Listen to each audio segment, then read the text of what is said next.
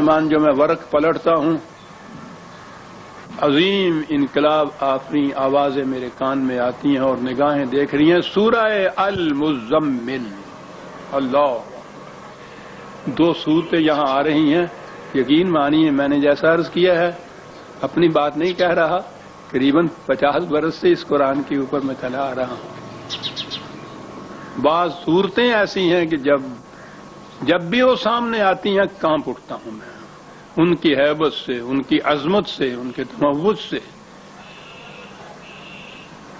میں نے ابھی عرض کیا اور ان پاروں کے شروع میں جب میں نے عرض کیا تھا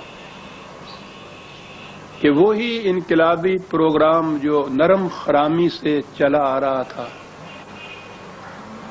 مکی زندگی میں اس کی تیاریاں تھیں سست رفتاری سے۔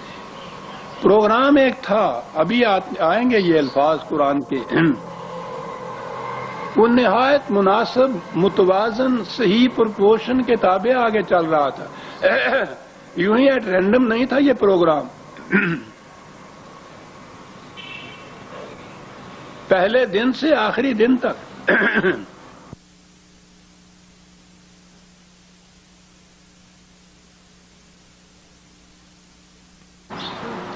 اس پروگرام نبوی یا خداوندی کا مقصود و مطلوب، اس کی منزل اخری، یہ پہلے دن سے نبی کے سامنے تھی، نبی کو بتا دیا گیا تھا، اور تاریخ میں یہ چیزیں ملتی ہیں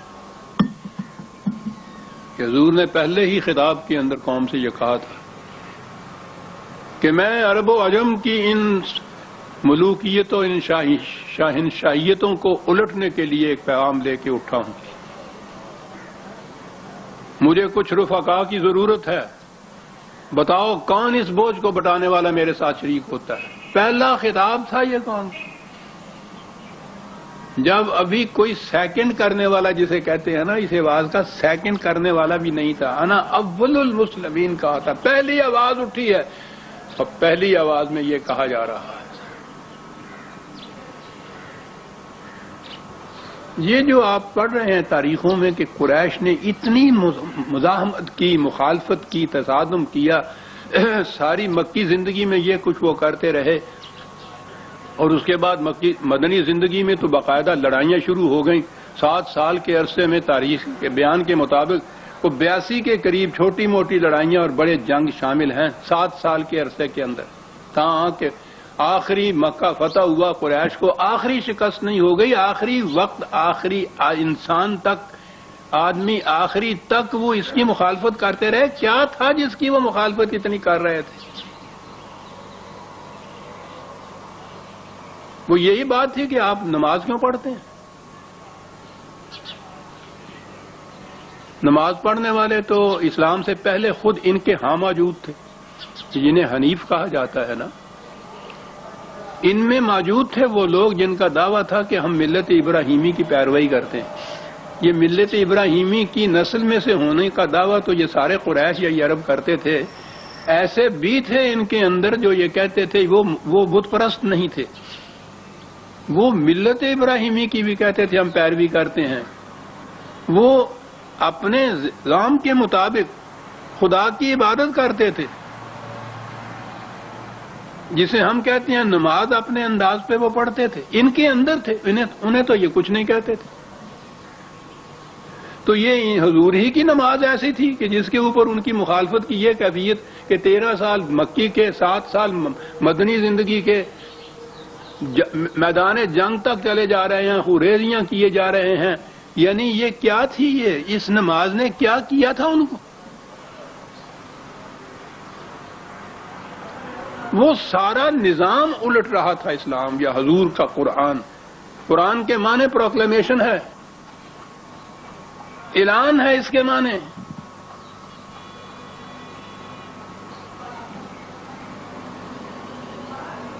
مکے سے تو چلے گئے، ہجرت کر کے بھی یہ سارے کے سارے ہی چلے گئے، ساتھ حضور بھی اور ساتھ فالوورز بھی۔ اس کے باوجود پھر کیا تھا یہ کہ یہاں سے مدینے یعنی یہ مدینے میں چلے گئے، مکے سے اٹھ کے لشکر لے کے وہاں چلے گئے، کیوں؟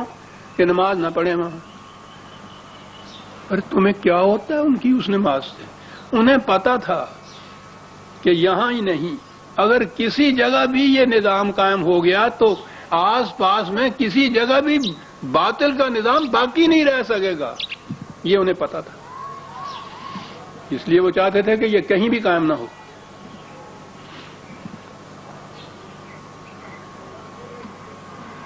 کیا تھا قریش کا نظام، ایران کا نظام، رومن کا نظام؟ یعنی آپ کو معلوم ہے کہ مدنی زندگی کے اندر ان کے ساتھ ٹکراؤ ہو رہا تھا، اتنی بڑی قریش کی قوت، اس قدر یہ قلیل التعداد، نہ سامان موجود، نہ کوئی پورے ہتھیار موجود، پناہ گزینوں کی طرح مکے میں آ کے بیٹھے ہوئے، دوسرے سال انہوں نے ہجوم کر کے حملہ کر دیا۔ حالات تو ایسے ہیں، اور حضور روما کے شہنشاہ، ایران کے شہنشاہ، حبشہ کے بادشاہ کو چٹھیاں لکھ رہے ہیں۔ کیا بات ہے ان حالات میں کہ ہمیں معلوم ہو رہا ہے کہ تمہارے ہاں کے مزدوروں اور کسانوں کے اوپر ظلم ہو رہا ہے، اس سے باز آ جاؤ ورنہ ان کے ظلم کا بدلہ تم سے لیا جائے گا۔ یہ چٹھی لکھی جا رہی ہے اس کی طرف سے مدینے میں جس کے پناہ گزینوں کی حیثیت سے جو بیٹھے ہوئے ہیں۔ یہ ہے پیغام نبوی، یہ ہے انقلاب محمدی، یہ ہے یقین محکم۔ ان حالات میں جب نظر آتا تھا کہ شاید قریش کے مقابلے میں یہ زندہ بھی نہ رہے، شہنشاہوں کو، اور کون شہنشاہ؟ رومن شہنشاہ، ایران کے کسرا، روما کے کیسر، حبشہ کے نجاشی، یہی تھے ارد گرد۔ اور پھر رومن اور ایران کی امپائر کا تو آپ تاریخ سے پوچھئے نا صاحب، صدیوں سے دنیا میں دو ہی تاریخیں، دو ہی تہذیبیں تھیں، انہیں کہا جا رہا، اور جو کہا گیا کر کے دکھا دیا، الٹ کے رکھا دیا نظام دونوں مملکتوں کا ساتھ۔ یہ تھی وہ صلاۃ عزیزان من جو جانتے تھے، قریش سمجھتے تھے کہ قیامت ہا کہ در قد قامت اوست، قد قامت الصلاۃ ہمارے ہاں ہوتا ہے نماز کے وقت جو جماعت میں، بال نے خود کہا۔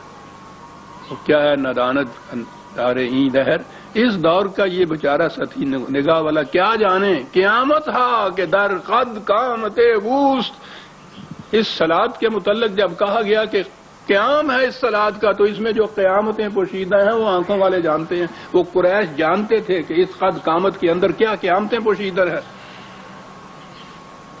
نہ ان کے نسبی تفاخر باقی رہ سکتا تھا، نہ ان کی تجارت باقی رہ سکتی تھی، نہ ربا کے، مدینے میں یہودیوں کا کاروبار سارا ربا پہ تھا، ان کو معلوم تھا کہ کچھ نہیں باقی رہ سکتا، نہ ملوکیت رہ سکتی ہے، نہ کسی انسان کا اختیار رہ سکتا، نہ کوئی حکومت باقی رہ سکتی ہے۔ کیا انقلاب ہے؟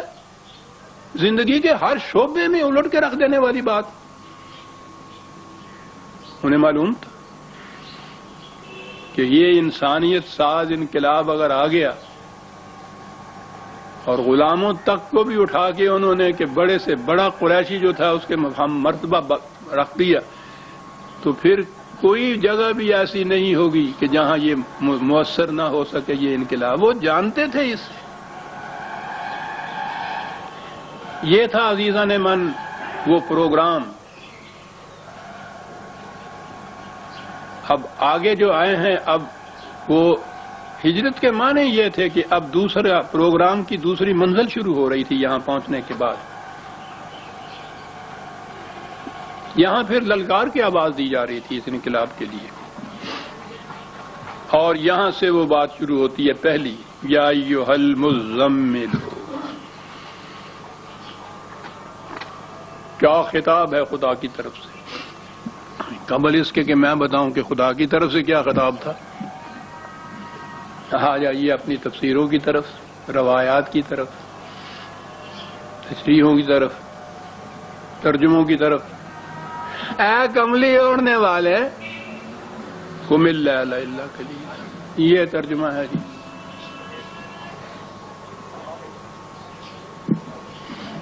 اے کملی اوڑھنے والے، کیا بات ہے۔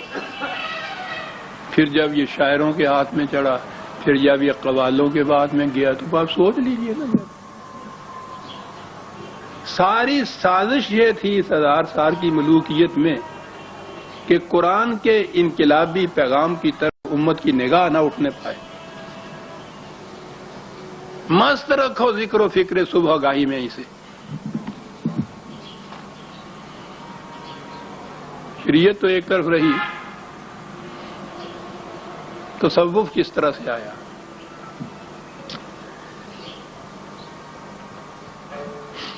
نبوت کے متعلق خود خدا نے یہ بتایا، رسول اللہ نے یہ بتایا۔ خدا نے یہ کہا کہ رسول تو ایک دن پہلے تک جانتا نہیں تھا کہ اس کو یہ وحی ملنے والی ہے، یعنی یہ ایک ایسا علم تھا خدا کی طرف سے دیا جانا، جس کے متعلق جسے علم دیا جانا تھا اس کو ایک ثانیہ پہلے پتہ ہی نہیں تھا کہ مجھے یہ علم بھی ملے گا۔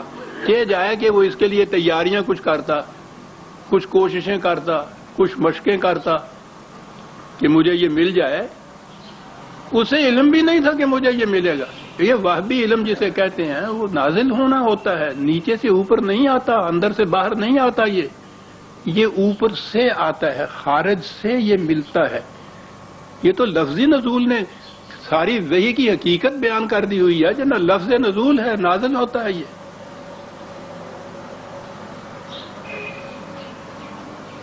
لیکن یہاں کیا کہا جا رہا ہے؟ آپ کو معلوم ہے کہ یہ تصوف میں ریاضتیں جو ہوتی ہیں جن سے پھر اولیائی کا مرتبہ ملتا ہے وہ کیسے ہوتی ہیں؟ چلے، مراقبے، ریاضتیں۔ یہ آپ بیتی کہہ رہا ہے، یہ گناہگار آپ کے سامنے کیسے ہوتا ہے وہ کہ جی وہ ذرا سا پانی لیا، تھوڑا سا کچھ کھانے کو لیا، کسی غار میں جا کے بیٹھ گئے 40 دن تک۔ وہ اس دور میں غاریں تو اب ہوتی نہیں، اور ہم حجروں میں بیٹھا کرتے تھے، غاریں بنا لیا کرتے تھے۔ غار میں تو خیر ہوتا ہی پہلے اندھیرا ہے، ان حجروں میں تو دروازے تھے، روشنی آتی تھی، بند کر لیتے تھے کہ کہیں سے روشنی کی کرن نہ اندر آنے پائے۔ جتنی تاریکی زیادہ ہوگی بس اتنا ہی نور زیادہ آئے گا۔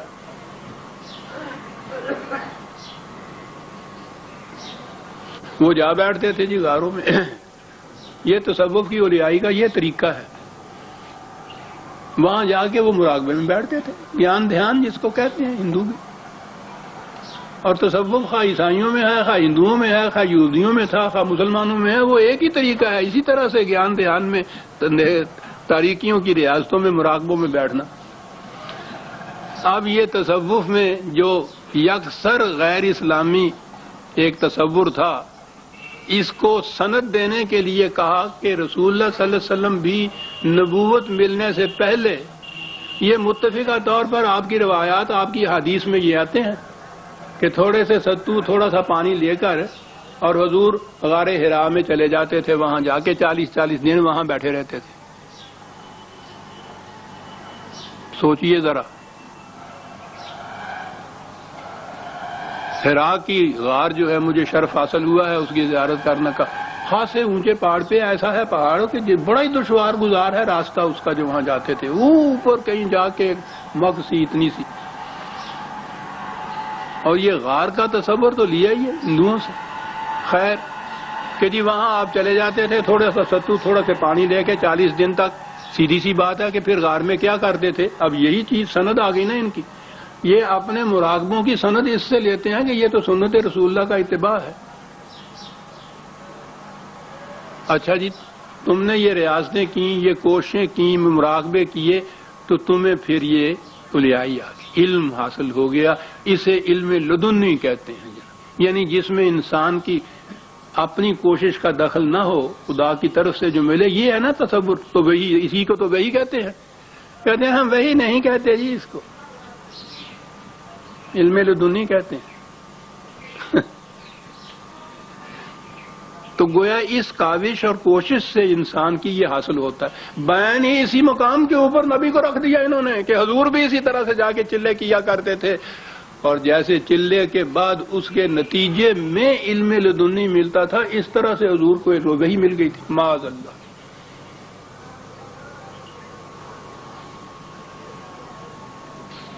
اس غار میں چلے گئے تھے۔ بات میں مزمل کی کر رہا تھا۔ اب اس کے لیے 2-3 قسم کی روایتیں ملتی ہیں۔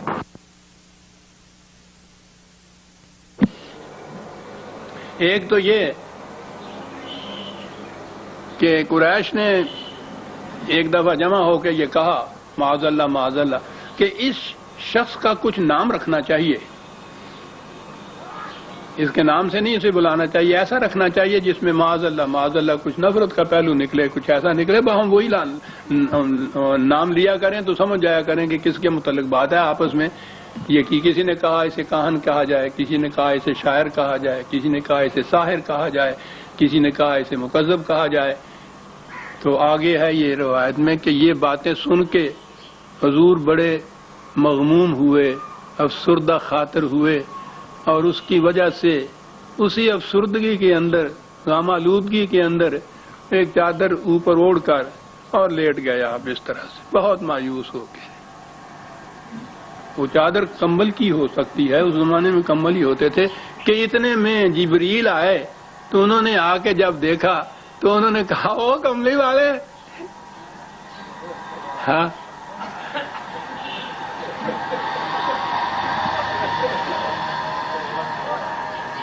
نہ ہنسی عجیب روئیے اس قوم کے مقدر پر. یہ ہے جی المزمل. دوسری روایات ہیں کہ نہیں، جب غار حرا میں پہلی دفعہ نزول وحی ہوا تو جبریل آئے آپ کے پاس اور ایک کاغذ آپ کے سامنے رکھا اور کہا کہ اقرا، پڑھ. آپ نے فرمایا میں تو پڑھنا جانتا نہیں. یعنی خدا نے لکھ کے کچھ بھیجا، جبریل اس کو لکھے ہوئے کو لے کے آ گیا، کہا کہ پڑھ کے. ان کو پتہ ہی نہیں تھا کہ یہ پڑھنا نہیں جانتے.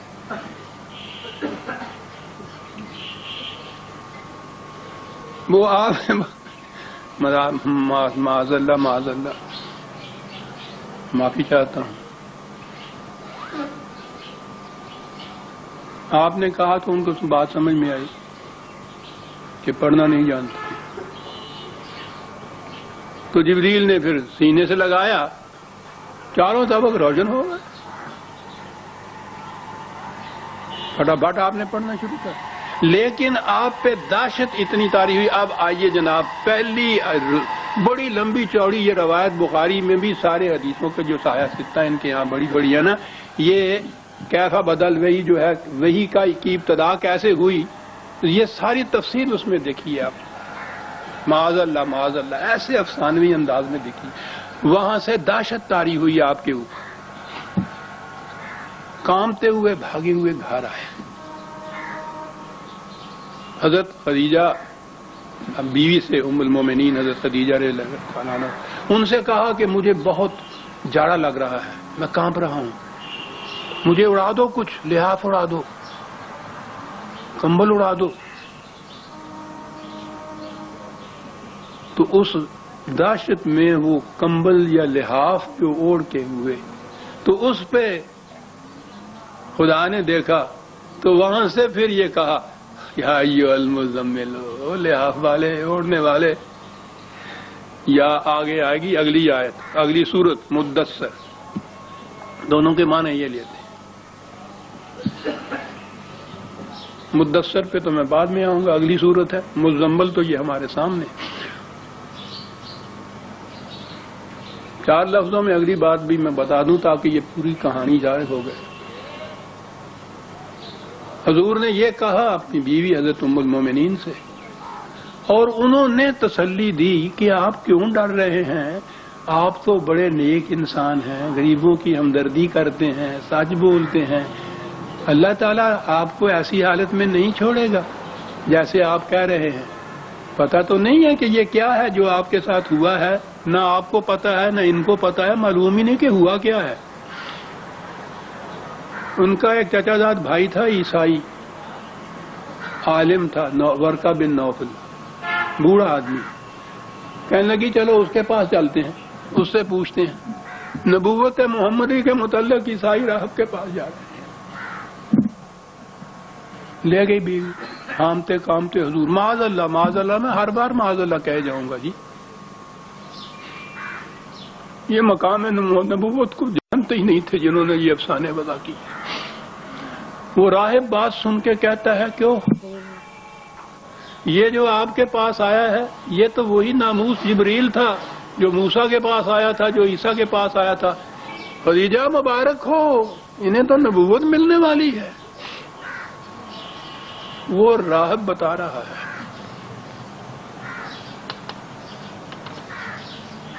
تو جب اسے یہ یقین ہو گیا کہ یہ نبی ہیں، وہی جبریل آیا ہے، تو اس کو سب سے پہلے ہاتھ بڑھانا چاہیے تھا بیعت کرنے کے لیے. وہ آخر تک مسلمان نہیں ہوا.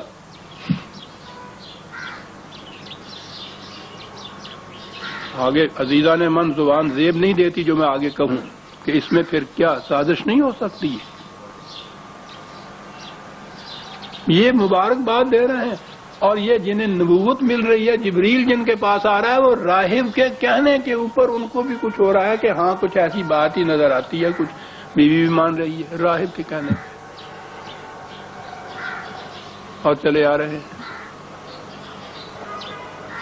کیا بتایا جائے؟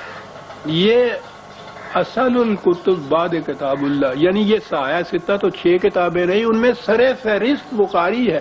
بخاری کی یہ پہلی حدیث ہے اور اتنی تفصیل سے لکھی ہوئی ہے، 2-3 صفحے بھرے ہوئے. وہی کی ابتدا.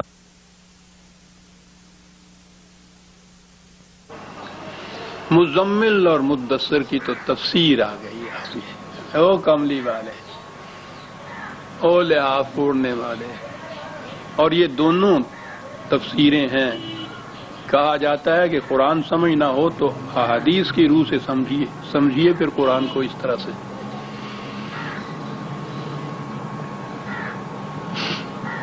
اس انقلاب کے لیے پہلی چیز ایک جماعت کی تشکیل تھی، رفقا کی تشکیل تھی. اور سیدھی سی بات ہے کہ اتنا عظیم القدر پروگرام، قیامت خیز ایک انقلابی تفصیلیاں جو اس کے بعد ہونے والا تھا، تو پہلی چیز یہ تھی.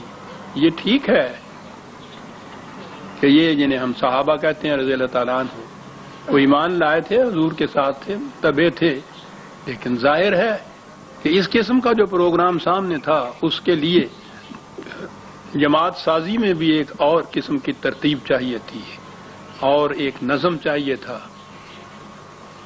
اور اس نقطۂ نگاہ سے بھی ہمارے ہاں بعض احباب نے تحقیق کی ہے.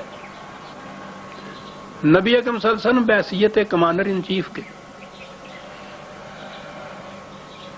یہ ٹھیک ہے، یہ عسکریت تو میرا پیغام موضوع نہیں، لیکن انہوں نے جو تحقیق کی ہے ایک ایک جنگ میں جو بتایا گیا ہے، تو یہ کہا گیا ہے یہ. اور یہ چیز گلاب پاشا وغیرہ نے بھی لکھی ہے لائف محمد، اس میں بھی میں نے دیکھا ہے، اس نے بھی اس موضوع کے اوپر بہت لکھا ہے کہ بے نظیر کمانڈر نظر آتا ہے میدان جنگ کے اندر نبی اکرم صلی اللہ علیہ وسلم جو ہے.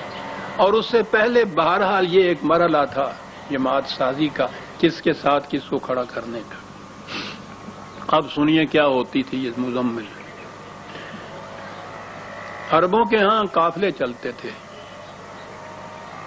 اونٹوں کے اوپر سواری ہوتی تھی. اونٹ کا ایک کجاوا ہوتا ہے، کجاوے میں دائیں بائیں 2 سواریاں بیٹھتی ہیں. اب یہ جو میر کارواں ہوتا تھا ان میں سے بعض ایسے تھے کہ جو بڑے ایکسپرٹ تھے، ان کی بڑی شہرت تھی. کیا بات تھی اس میں کہ یہ 2 سواریاں اس قسم کی بٹھائی جائیں کہ پہلی چیز تو یہ کہ وہ ہم وزن اتنی ہوں کہ ان کا وزن جو ہے، توازن جو ہے وہ برقرار رہے اوپر عہدے اس کا قیادے کا. تو ٹھیک بات ہے، وہ ایک طرف جو ایک بڑا سا پہلوان بٹھا دیں، دوسری طرف ایک منحنی سا وہ بٹھا دیں، تو آپ سوچئے نا کہ اس اونٹ کا کیا حشر ہوگا، ان سواریوں کی کیا کیفیت ہوگی، چل ہی نہیں سکیں گے. تو پہلی چیز تو یہ ہوتی تھی، لیکن یہ تو تھی فزیکل طبی. اور آخری چیز یہ کہ یہ مہینوں کا سفر ہوتا تھا، یہ 2 ہی ایک اونٹ پہ بیٹھے ہوئے ہوتے تھے، انہوں نے آپس میں باتیں کرنی ہوتی تھی. تو دوسری چیز وہ یہ دیکھتا تھا کہ مزاج میں، ذوق میں، چستگی میں ہم آہنگی ہونی چاہیے 2 سواریوں کے اندر. وہ انتخاب کرتا تھا اس طرح سے ان سواریوں کا کہ وہ دو اس طرح کے رفقا ہوں جن میں کامل ہم آہنگی ہو۔ یہ جو دو آپس میں بیٹھے ہوتے تھے ان کو ایک دوسرے کا زمیل کہتے تھے، یہ جو اس طرح سے سواریوں کو تیاریاں کر کے بٹھاتا تھا اسے مزمل کہتے تھے۔ پتہ نہیں ان کو کیا ہو گیا۔ آج بھی عزیزان من مجھ پہ خدا نہ کرے کوئی وحی تو نازل نہیں ہوتی۔ میں نے اپنے لغت میں کیا لکھا ہے، ایک ایک معنی کی انہی کی لغاتوں کی میں نے حوالے دیے ہیں اس کے اندر۔ وہ آج بھی ان کو زمیل کہتے ہیں، رفیقوں کو، اس قسم کے رفیق جو کامل ہم آہنگ ہوں ایک دوسرے کے ساتھ، یک رنگ ہوں ایک دوسرے کے ساتھ، ان کو آج بھی زمیل کہتے ہیں۔ وہ اس قسم کے کارواں کی تیاریاں کرنے والا وہ آج بھی بڑی شدت سے جو اس کے اندر ہو، یہ مزمل جو ہے شدت سے ہے، اس کو یہی کہتے ہیں۔ تزمل اسی چیز کا نام ہوتا ہے، اس قسم کی جماعت تیار کرنے والے، اس قسم کے رفقا تیار کرنے والے جو ایک دوسرے سے کامل ہم آہنگ ہوں۔ پہلی چیز اس انقلاب آفرینی کی مہم کے لیے اس قسم کی جماعت تیار کرنی تھی، اور اس کی ابتدا کی نبی اکرم صلی اللہ علیہ وسلم نے۔ کون کس کے ساتھ کھڑا ہوگا؟ میرے عسکریت کے ماہر بھائی جو ہیں یہاں بھی بیٹھے ہیں اور میرے سامنے بھی بیٹھے ہیں، وہ اس کی اہمیت پہچانتے ہوں گے کہ میدان جنگ کے اندر ایک دوسرے کے ساتھ کھڑا ہونا والا جو ہے وہ کس قسم کے ہونے چاہیے اور کیا بات ہے اس کے اندر۔ اور ایک کمانڈر کی یہ کتنی بڑی خوبی ہے کہ وہ اس قسم کی رفقا تیار کرے ساتھ۔ اس قسم کی جماعت جو تھی ان میں سے ہر فرد ایک دوسرے کا زمیل کہلاتا تھا، یہ عمل تزمیل کہلاتا تھا۔ ایسا کرنا، اس کرنے والے کو مزمل کہتے تھے۔ اور یہ جو چیز تھی ابتدا ہوئی اس قسم کی جماعت سازی کی، تو اس کے لیے یہ قرآن نے، خدا نے حضور کو پکارا آپ کی اس خصوصیت کی بنا پہ، یا ایھا المزمل، او جماعت تیار کرنے والے۔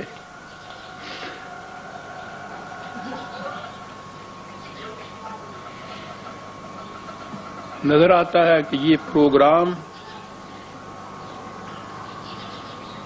بڑا مشقت طلب تھا، بڑا ہمت طلب تھا، بڑا جرأت آزما تھا، حوصلہ شکن، جسے کہتے ہیں کہ استخواں شکن، کمر شکن، کمر توڑ دینے والا کیا پروگرام تھا۔ دو ہی آیتوں کے بعد انا سنلقی علیک قولا ثقیلا، وہ پروگرام تمہارے ذمہ لگایا جا رہا ہے جس سے تمہاری کمر ٹوٹ جائے گی۔ اللہ،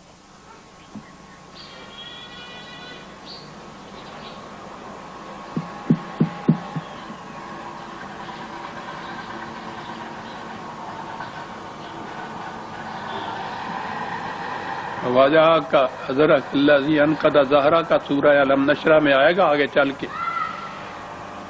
کہ دیکھا جب یہ کامیابیاں ہو گئی تھیں، فتح ہو گئی، مارکیٹ سار ہو گیا، تو اس وقت کہا تھا کہ دیکھا خدا نے کس طرح اس بوجھ کو اٹھا دیا تمہارے اوپر سے جس نے تمہاری کمر توڑ رکھی تھی۔ یہ تھا پروگرام نبی اکرم صلی اللہ علیہ وسلم کے ساتھ۔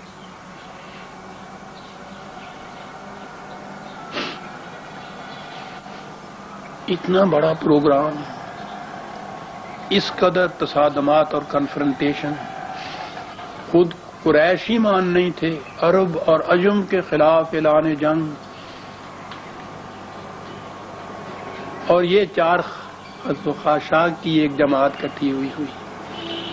سوچئے تو اس سربراہ، اس کمانڈر ان چیف، اس انقلابی لیڈر، کتنی بڑی ذمہ داری تھی اس کے اوپر۔ آنچہ دن بھر اس پروگرام کے اندر، تگ و تاز کے اندر، انا لگا فی النہار صبحا طویلا، اب تو یہ صبح کے معنی تغلیظ ہو جاتی ہے یہاں ہمارے یہاں۔ قرآن کہہ رہا ہے تو دن میں جو اتنا تگ و تاز تمہیں کرنی پڑتی ہے، بھاگ دوڑ کرنی پڑتی ہے، سرگردانی ہوتی ہے، وہ بہت زیادہ ہوتی ہے۔ راتوں کو کچھ سو بھی لیا کر، یہ کہہ رہا ہے قرآن۔ نظر آتا تھا کہ دن بھر اس پروگرام کو جس پہ سوچ بچار کی جاتی تھی اس کو ایگزیکیوٹ کرنے کے لیے کیا کچھ نہیں کرنا پڑتا ہوگا. خدا خود یہ کچھ کہہ رہا ہے، کہہ یہ رہا ہے قم اللیل الا قلیلا نصفہ او انقص منہ قلیلا او زد علیہ.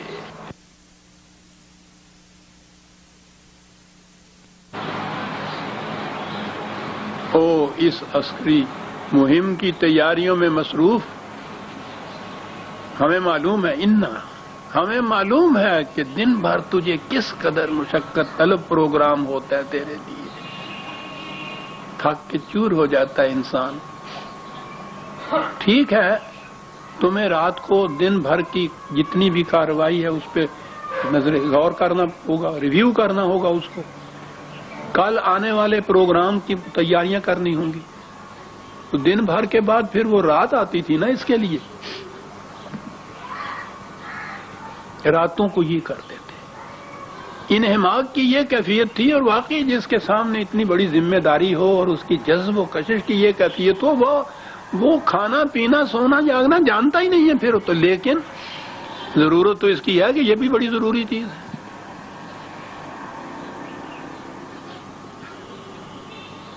وہ تو واقعی یہ ٹھیک بات ہے، کھانے پینے کی بھی ہوش نہیں رہتی. چھوٹی سی بات درمیان میں آ گئی. وہ 65 کی جنگ کے اندر میں بھی گیا تھا محاذ دیکھنے کے لیے. وہ اور بات ہے، طلوع اسلام میں میں نے لکھا ہوا قصور کے محاذ پہ میں گیا تھا، کھیم کرن کے محاذ پہ. وہاں اپنے سپاہی تھے کھڑے ہوئے، سامنے وہ تھے ہندوؤں کے سپاہی سکھ، ادھر یہ سامنے ایک دوسرے کو نظر آ رہے تھے. یہاں یہ سپاہی تھے اور ان میں وہ جو پتہ نہیں صوبیدار ہوتا ہے، چھوٹی سی ایک ٹکڑی کا جو مانند ہوتا ہے وہ جمعدار یا صوبیدار، یہ وہاں کھڑے تھے. یہ وہ تھے جنہوں نے 3 دن اور 3 راتیں اس محاذ کے اوپر کھڑے ہو کے جنگ لڑ کے فتح کیا تھا.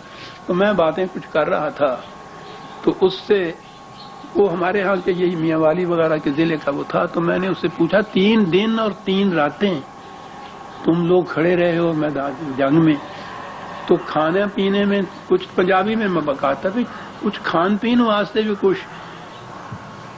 وہ کہنے لگا کہ میاں صاحب کھانا پینا تو کام ویلیاں دا ہوں. یہ پوٹلیاں ہمارے پاس تھی پانی کی، وہ کپیاں بھی ہمارے پاس تھی. 3 دن 3 راتیں کس کو خیال آتا تھا کھانے اور پینے کا؟ وہ دے لفظ ساری عمر میں یاد رہن گے کہ کھانا پینا تو کام ویلیاں دا ہوں. ہوں کھانے ایسی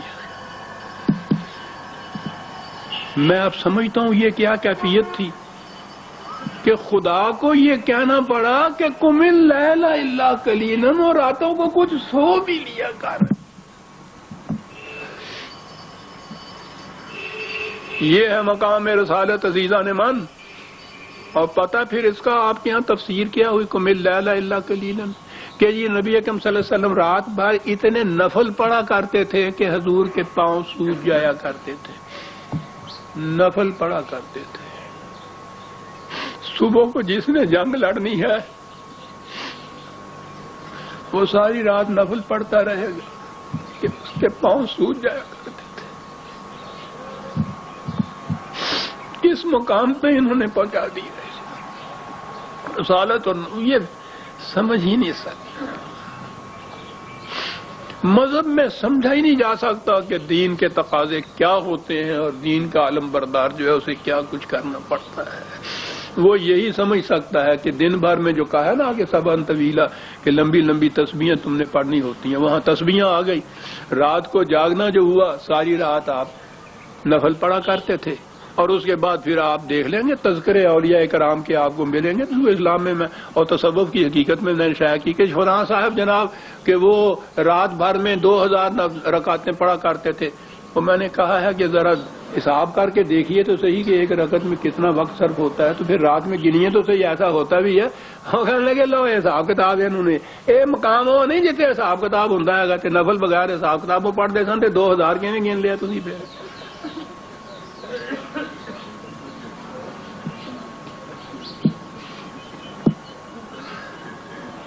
لیکن اتنے تو عقل کی گل کرنا تو کفر ہوندا ہے. بہرحال اس کا ترجمہ یہ ہو گیا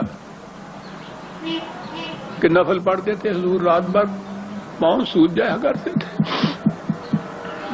وقت ہو گیا. نصفہ او انقص منہ قلیلا او زد علیہ. آدھی رات. کبھی دیکھو کہ کام زیادہ ہے تو تھوڑا سا بڑھا لیا کرو, تھوڑا ہے تو اور بھی کم کر لیا کرو. وہ کیوں؟ انا لک فی النہار سبحا طویلا. دن میں جو تمہیں پروگرام ہے تھوڑا ہے, وہ اتنا لمبا چوڑا ہے. دیکھ رہے ہیں کس طرح سے ربط ملتا ہے. کیا پروگرام ہے جو دیا جا رہا ہے. یا ایھا المزمل. اب عظمت کھلی اس بات کی عزیزان من کہ یہ کیا کہا گیا تھا. اور آگے ہے ورتل القرآن اللہ اکبر ترتیلا. وقت ہو گیا ہے اور یہ بات بھی ایسی ہے کہ تھوڑی سی فرصت چاہتی ہے. کچھ سکون و اطمینان سے باتیں کریں گے. ہم تو بات نہیں کریں گے عزیزان من. نہ یہ پروگرام دیکھے نہ ان کی سمجھ میں ہمارے بات آئی. زور سارا یہی ہے کہ نماز پڑھ لیا کرو, رات بھر نفل پڑھا کرو, دن بھر تسبیح پھیرا کرو, سارا کچھ ہو جائے گا. کہا یہی مقام نبوت تھا, یہی مقام رسالت تھا. کیا جانے چونہ بینند حقیقت رہے افسانہ زنند. سورہ المزمل کی پہلی 2-3 آیتیں سمجھ لیجئے کہ ہم نے لی ہیں. آئندہ باقی آگے لیں گے اور دیکھیں گے کہ کتنی بڑی قیامتیں پوشیدہ ہیں اس قد قامت کے اندر. جو کہا ہے آپ کے پرچم لہراتے آپ کو نظر آئیں گے. جو کہا ہے کہ قم اللیل الا قلیلا. یہ ہم آئندہ لیں گے. ربنا تقبل منا انک انت السمیع العلیم.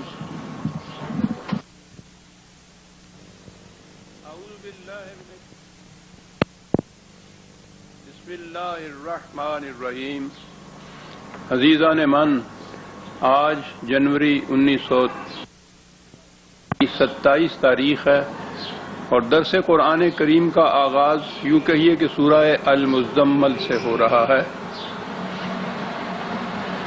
سابقہ 2 درسوں میں جو حقائق سامنے آئے, میں نے دیکھا کہ انہوں نے سامعین کے ذہنوں میں ارتعاش پیدا کر دیا اور یہ علامت بڑی خوش آئند ہے کہ کچھ جمود ٹوٹا.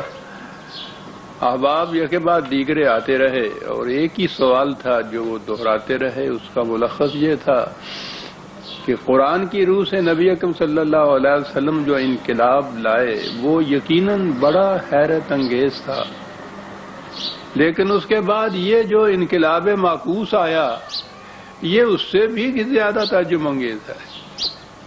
تو سوال یہ پیدا ہوا کہ یہ ہوا کیسے. پھر واقعی بڑا اہم سوال ہے کہ یہ ہوا کیسے.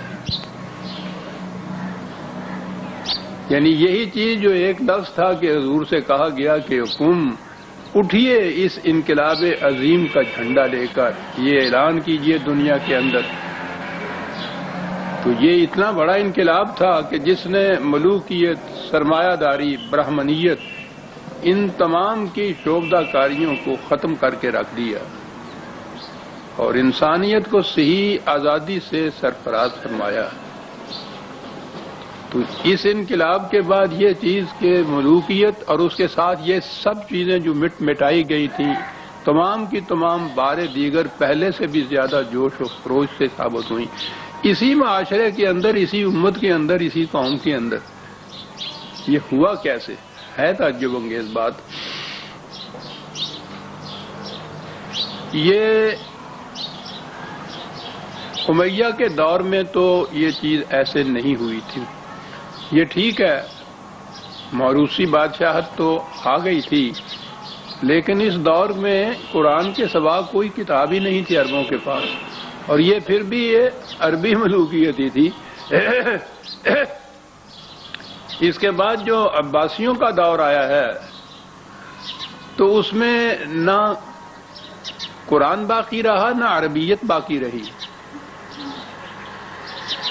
وہ ان کی بادشاہت, ان کی سلطنت رہین منت تھی ایرانیوں کی, اور یہ ایرانی چھا گئے تھے آ کے اس معاشرے کے اوپر.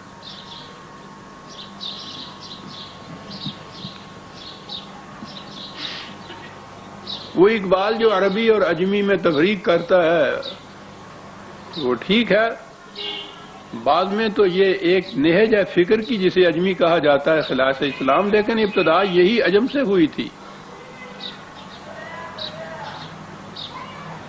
ملوکیت اور اس کے ساتھ یہ دوسرے دونوں جذام، برہمنیت بھی اور سرمایہ داری بھی۔ اب قرآن کی موجودگی میں ان میں سے کسی کے لیے بھی تائید و دلیل ملنا تو ایک طرف رہا، ان کے جواز کے لیے کوئی وجہ ہی نظر نہیں آتی تھی۔ قرآن کی موجودگی میں سوال ہی نہیں پیدا ہوتا تھا، نہ ملوکیت کا، نہ سرمایہ داری کا، نہ براہمن مذہبی پیشوائیت کا۔ قرآن کی حفاظت کا ذمہ خود خدا نے لے رکھا تھا، اس میں تو ایک لفظ کی بھی تبدیلی نہیں کی جا سکتی تھی۔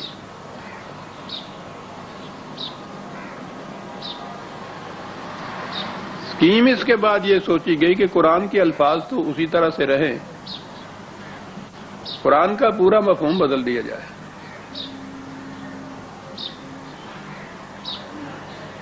قرآن کے ساتھ ہی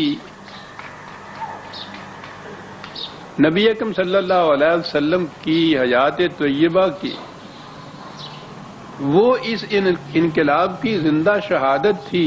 اگر وہی روش، وہی سنت، وہی حضور کی سیرت بھی سامنے آتی۔ اللہ تعالیٰ نے تو یہ التزام کیا تھا کہ قرآن دیا اور قرآن کے اندر ہی نبی اکرم صلی اللہ علیہ وسلم کی سیرت کے اصولی خط و خال بھی دے دیے۔ صحیح سیرت نبی اکرم صلی اللہ علیہ وسلم کی قرآن سے ہی مرتب ہوتی ہے، اور آپ کو تو معلوم ہی ہے کہ میں نے جو معراج انسانیت لکھی سیرت نبی اکرم صلی اللہ علیہ وسلم کی، اس کا انداز ہی یہ ہے، سر نامہ قرآن کی آیت ہے اور اس کے نیچے جو قرآن کے مطابق جو کچھ حضور کی زندگی کے احوال و قوائف آتے ہیں وہ اس کے نیچے آتے ہیں۔ یہ ہے صحیح سیرت جو تھی۔ تو سیرت بھی اس طرح سے مرتب ہوتی تھی، بنتی تھی، تو کیا کیا جائے؟ میں اتنا واضح کر دوں عزیزان من کہ یہ جو کچھ میں کہوں گا، ہمارا آج کا ماحول، آج کی فضا تو اس کو قبول کرنا تو ایک طرف اس کے سننے کے لیے بھی تیار نہیں ہوگی۔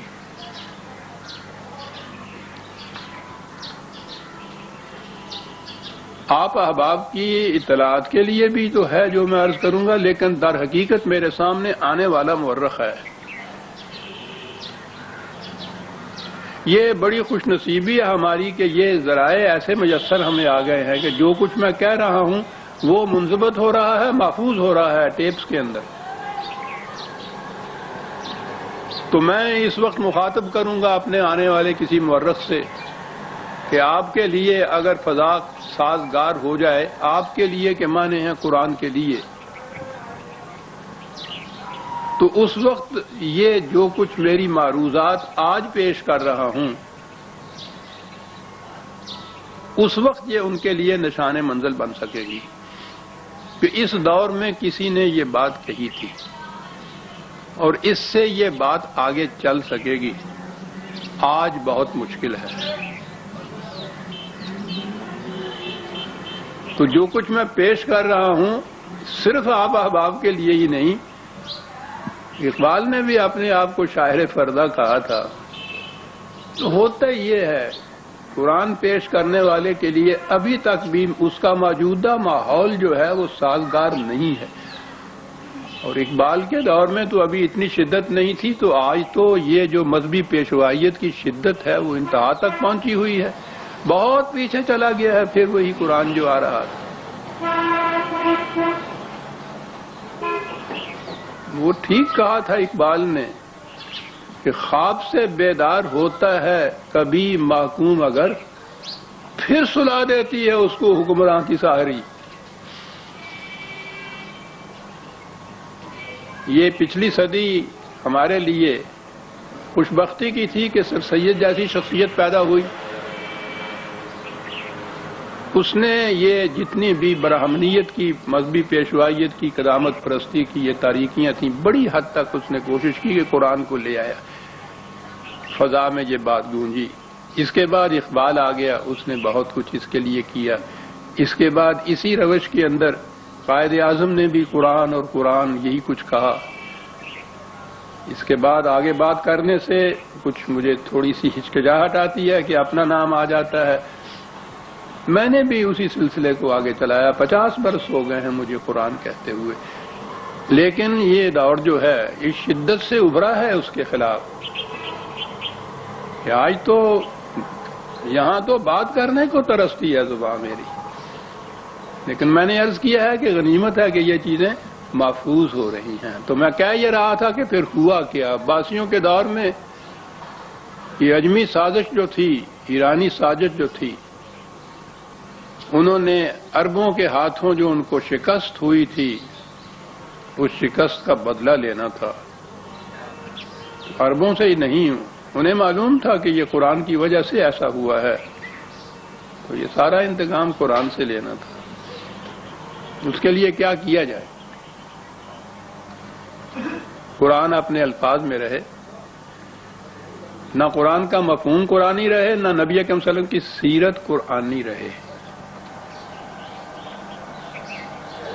مورخ کے لیے یہ لمحے بڑے غور طلب ہیں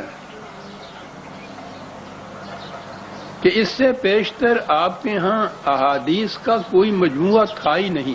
ایک مجموعہ ہے موطا جسے کہتے ہیں امام مالک کی، اس میں صرف انہوں نے مدینے میں جو اصحاب رسول صلی اللہ علیہ وسلم سے ان کا جو مسلک تھا صرف اس میں اس کو لکھا ہے انہوں نے. اور ان کی بھی کیفیت یہ ہے کہ وہ ہر سال اپنے اس مجموعے میں سے خود ہی روایات کم کرتے جاتے تھے. 300 سے 500 تک اس کے اندر زیادہ سے زیادہ روایات ہیں، اور وہ مدینہ کے اصحاب کا ہی مسلک ہے. یہ جو ہمارے ہاں پھر بعد میں مجموعے ہوئے کہ 6-6 لاکھ ایک راوی کو حدیثیں ملی، اور ان کا سارا مجموعہ گنا جائے تو وہ قریباً 10 لاکھ کے قریب بنتا ہے. اس میں سے انہوں نے منتخب کر کے ایک مجموعہ مرتب کیا. ان میں بھی ہزاروں کی تعداد کے اندر آئے. وہ ان میں سے 6 تو ایسی ہیں جن کو صحاحہ ستہ صحیح ترین قبول کیا گیا. پھر ان میں سے 2 ایسی ہیں صحیحین جن کو کہا گیا، بخاری اور مسلم. یہ عجیب چیز ہے کہ یہ 6 کے 6 جو تھے یہ ایرانی تھے. یعنی کوئی عرب محدث ایسا نہیں ہے کہ جس نے یہ جو جمع کی ہوئی روایات اور یہ احادیث کے مجموعے مرتب کیے ہوں. کوئی ایک نہیں ہے ان میں سے.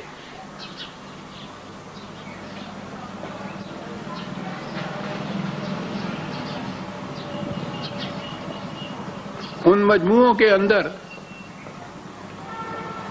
بہرحال وہ اب بھی موجود ہیں، دیکھے جا سکتے ہیں.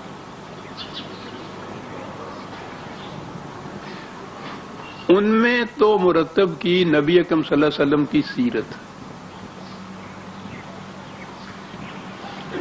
یہ جو تعجب آپ کو ہوا نا کہ قرآن نے تو کہا تھا کہ قم اللیل الا قلیلا، کیونکہ ان لک فی النہار سبحا طویلا، دن بھر اتنا بڑا بھرپور پروگرام ہوتا ہے تمہارے سامنے رسول کہ تمہیں فرصت ہی نہیں مل سکتی.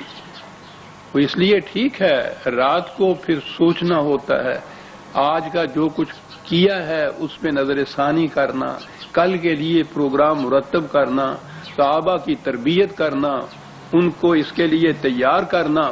وہ اتنا عظیم پروگرام یہ ہم سے نہ پوچھیے عزیزان من، یہ جو غیر مسلم مورخ مستشرق ہیں ان سے پوچھیے کہ جب وہ کہتے ہیں کہ پتہ نہیں کہ کیا قوت تھی ان کے پاس کہ چند سالوں کے عرصے میں ایران اور روما جیسی سلطنتوں کے تختے الٹ دیے، مملکتیں نہیں الٹ دی، ان کی تہذیبوں کو، ان کی تمدنوں کی جڑیں نکال دی. ایک فرد عرب کی سرزمین سے ان کہتے ہیں، ان کی سمجھ میں بات نہیں آتی کہ یہ کیا ہوا. اتنا عظیم انقلاب تاریخ انسانیت اس کی مثال نہیں پیش کر سکتی. عرب اور عجم یا ایران اور روم ہی نہیں، انسانیت کی تاریخ پوری اتنا عظیم انقلاب اتنے تھوڑے عرصے میں اتنے کم ذرائع کے ساتھ مثال ہی نہیں کہیں ملتی اس کی. صاحب وہ دانتوں میں انگلی دبا کے بیٹھ جاتے ہیں. ذرا پڑھیے ان کے ہاں جو انہوں نے جس طرح سے لکھا ہے اس کے لیے.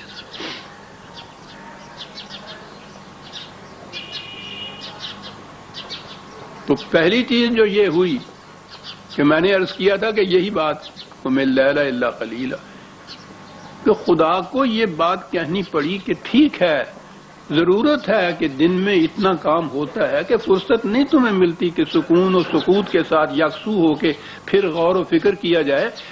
ایک انقلابی کے لیے آپ سوچئے کہ کتنی ضرورت اس بات کی ہوتی ہے کہ جو کچھ کیا ہے اس پہ نظر ثانی ہو، کل آنے والا پروگرام مرتب کیا جائے، پھر اپنے ساتھیوں کو تیار کیا جائے، سمجھایا جائے، تربیت دی جائے، پوائنٹس دیے جائیں۔ دن رات کا کام ہے، اِنَّ لَكَ فِي النَّهَارِ سَبْحًا طَوِيلًا۔ یہ چیز تھی کہ جس کے لیے کہا، میں ابھی اور عرض کروں گا کہ کیا کہاں کہاں کہا قرآن نے۔ قرآن کی روح سے یہ چیز آتی تو معلوم ہوتا کہ کون سا یہ مہیر العقول انقلاب تھا جس کے لیے اس پروگرام کی ضرورت تھی۔ نہایت آسانی سے اس میں آ گیا کہ نبی اکرم صلی اللہ علیہ وسلم رات کو پھر جب ساری دنیا سوتی تھی تو نفل پڑھنے کے لیے کھڑے ہو جاتے تھے، اور وہ ساری رات نفل اتنے پڑھتے تھے کہ حضور کے پاؤں سوج جایا کرتے تھے۔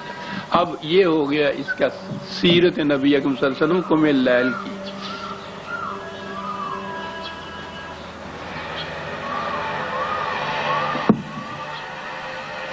قرآن کریم میں جہاں جہاں بھی حضور کی سیرت کے متعلق کوئی چیزیں آئی ہیں فوراً ہی اس کے ساتھ ایک روایت آ گئی ہے، اور وہ اسی انداز کی۔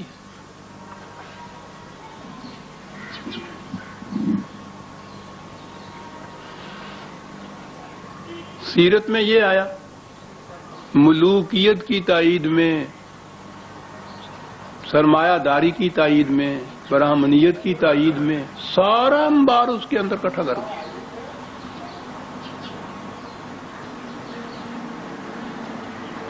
اب آئی قرآن کی باری۔ یہ جب ایک طرف مرتب ہو گیا،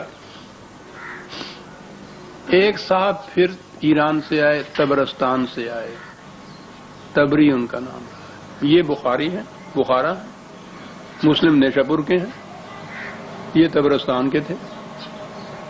انہوں نے قرآن کی تفسیر مرتب، پہلی تفسیر قرآن کی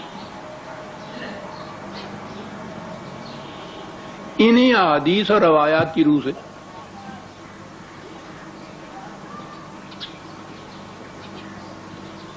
جو کچھ یہ کہنا تھا یا جو کچھ ان روایات میں لکھا تھا، قال رسول اللہ کہا انہوں نے کہ حضور نے فرمایا، اور آگے وہ لکھ دیا۔ اب جب کسی کے سامنے یہ آئے کہ قرآن کی اس آیت کے متعلق حضور نے یہ فرمایا، کس کو جرت ہے اس کے بعد اس کے خلاف کچھ کہے یا انکار کر دے؟ سب کر دی، پورے قرآن کی تفسیر اس طرح سے لکھ دی، وہ تفسیر آ گئی۔ اب یہ چیز تھی کہ بھائی تاریخ سے ہی کچھ معلوم کرو کہ وہ دور کس قسم کا تھا۔ انہی صاحب نے ایک تاریخ بھی مرتب آپ کی کر دی، پہلی تفسیر، پہلی تاریخ، احادیث کے پہلے مجموعے سارے اجمیوں کے۔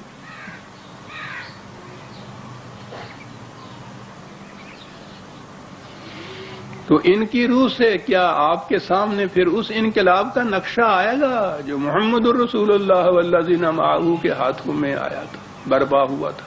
وہ نقشہ آئے گا جس میں نہ یہ ملوکیت باقی رہ سکتی تھی، نہ سرمایہ داری باقی رہ سکتی تھی، نہ یہ برہمنیت باقی رہ سکتی تھی۔ تو نقشہ تو آ ہی نہیں سکتا تھا۔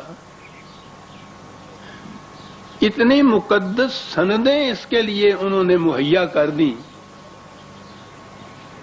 اس پورے لٹریچر کے اندر کہ 1000 برس سے اسلام ہی یہ رہ گیا، اسی کا نام رہ گیا۔ آج بھی یہ بے حد و نہایت ذاتی ملکیت ہر شے کی اسلام میں جائز، آج بھی یہ فتوے چلے رہے۔ غلامی اور لونڈیاں آپ کے ہاں ایک ایک ان بادشاہوں کے ہاں 3-3 ہزار لونڈیاں موجود تھیں۔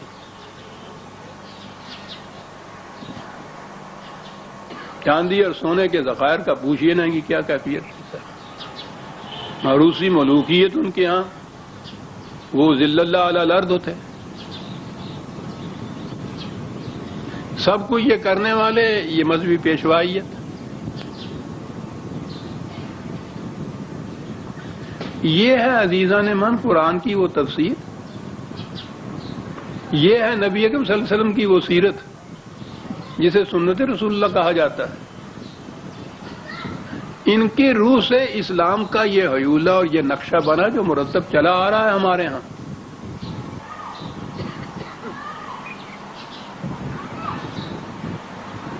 ملوکیت اس کے خلاف لب کشائی کرنے دیتی.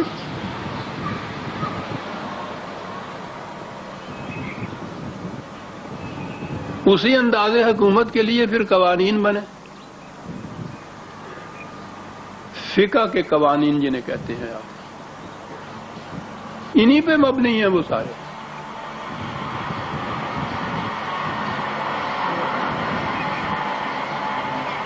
ان کو ابدی قرار دیا، غیر متبدل قرار دیا کہ اسی طرح سے وہ قیامت تک کے لیے امت مسلمہ کے اوپر نافذ کیے جائیں گے.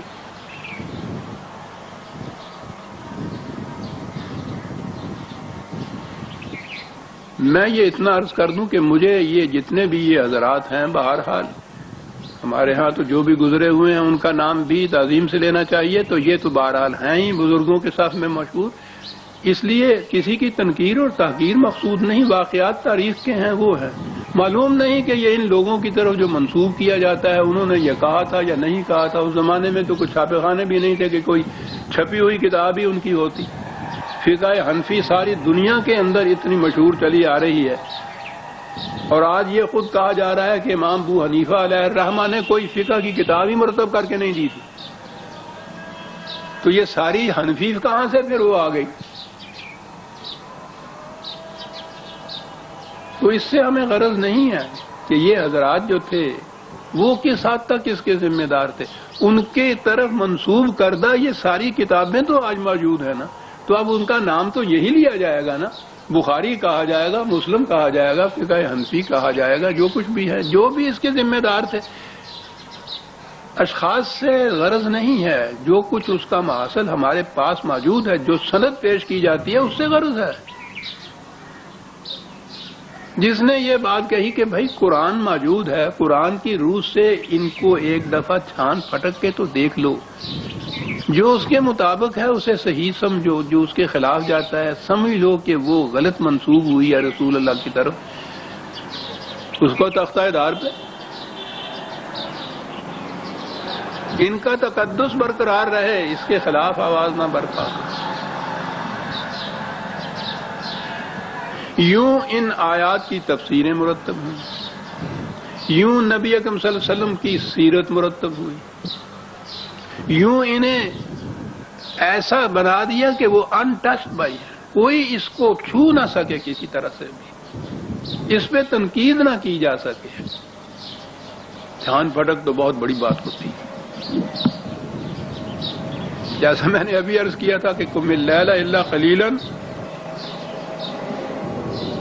کہا تو یہ کیا تھا ان لگا فی النہار سبحا طویلا، بات بڑی حساس تھی کہ دن میں اتنا کام ہے. اب وہ سبحن طویلا جو ہے وہ سبحہ تسبیح کے اوپر آ گئی صاحب، وہاں سے ایک لفظ تسبیح آئی اور تسبیح آ گئی ہے دانے والی. اسلام تو ایک طرف، مومن تو ایک طرف.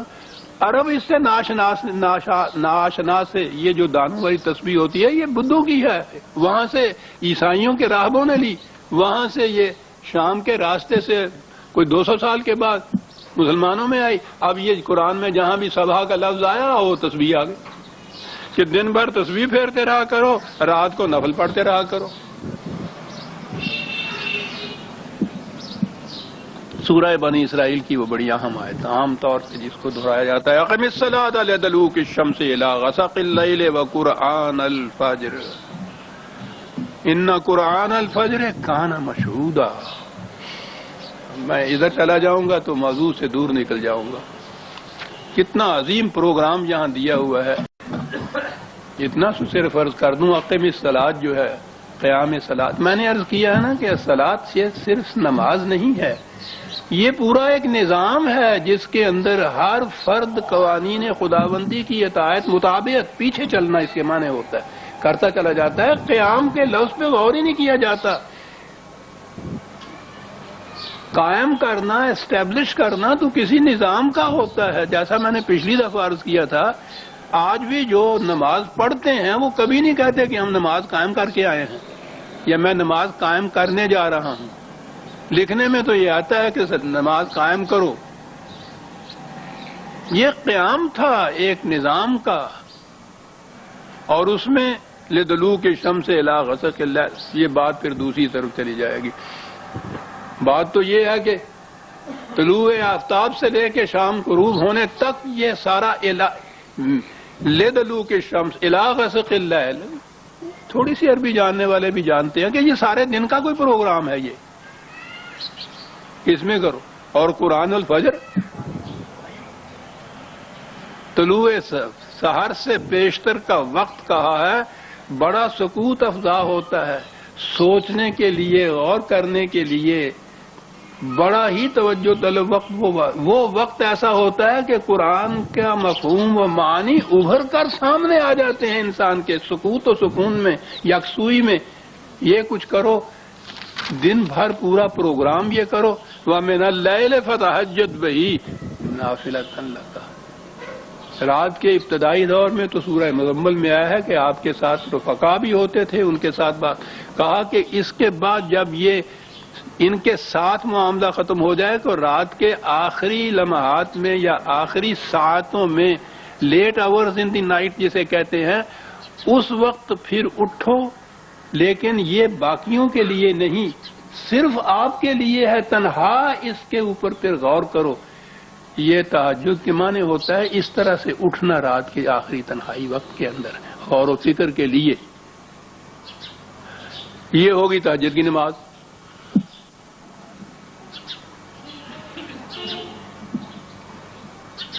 اب ساری باتیں جو چلی آ رہی ہیں اس پہ ہیں کہ تہجد کی نماز میں کتنی رکعتیں ہوتی ہیں. یہ کاہے کے لیے اٹھنا تھا؟ یہ سارا دن یہ کچھ کرنا، رات کے ابتدائی حصے میں اپنے رفقاء کے ساتھ بحث و تمہیز کرنا، پھر آخری وقت، آخری اورز جو ہیں رات کے، ان میں تنہا اٹھنا نافلۃً لک. یہ آپ کے لیے. اور نافلۃً کے معنی ہوتا ہے جو چیز والنٹریلی کی جائے، فریضہ نہیں ہے، آپ کے ذمے ہے. یہ اٹھیے اس وقت، کیونکہ قرآن الفجر کانا مشہودہ. اس وقت غور و فکر جو کیا جاتا ہے یکسوئی میں، تو اس کے مفہوم و مطالب مشہود طریق کے اوپر سامنے آ جاتے ہیں. یہ کچھ کہو، اس سے ہوگا کیا؟ عَسَىٰ أَن يَبْعَثَكَ رَبُّكَ مَقَامًا مَحْمُودًا.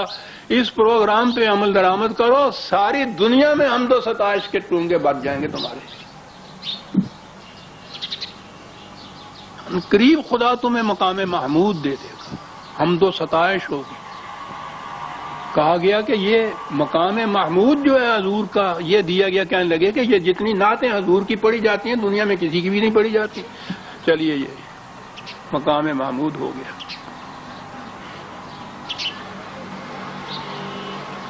پروگرام یہ تھا کہ وَقُلْ رَبِّ أَدْخِلْنِي مُدْخَلَ صِدْقٍ وَأَخْرِجْنِي مُخْرَجَ صِدْقٍ. میرے پروردگار، اس مہم میں، اس پروگرام میں میں جہاں داخل ہوں توفیق عطا فرما کہ وہ بھی صدق و صفا اور خلوص کے ساتھ داخل ہوں، اس میں کسی قسم کا اور جذبہ شامل نہ ہو. اور اگر مجھے وہاں سے لوٹنا بھی پڑے، پلٹنا بھی اسی طرح سے پڑے جو قرآن کی روح سے صدق و صفا کا ہوتا ہے. وَاجْعَلْ لِي مِن لَّدُنْكَ سُلْطَانًا نَصِيرًا. اور اپنی طرف سے توفیق اور نصرت عطا فرماتا چلا جا کہ ہر مہم میں میں کامیاب لوٹوں. اور اس کے بعد کہا کہ رسول اس پروگرام کے بعد اعلان کر دے، قُلْ جَاءَ الْحَقُّ وَزَهَقَ الْبَاطِلُ. تہجد کی رکعتوں سے یہ چیز ہوتی تھی، اعلان کر دے کہ ہاں حق آ گیا، باطل ختم ہوا. باطل کی تو فطرت میں چلے جانا تھا بشرطے کہ حق آ جاتا. روشنی کے آنے سے اندھیرا رہ نہیں سکتا، اندھیرے کا وجود نہیں ہوتا.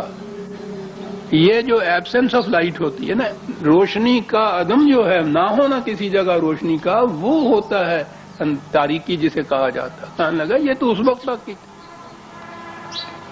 جس وقت یہ روشنی آئی نہیں تھی، آ گئی روشنی. قُلْ جَاءَ الْحَقُّ. یہ کہاں آیا ہے یہ جَاءَ الْحَقُّ؟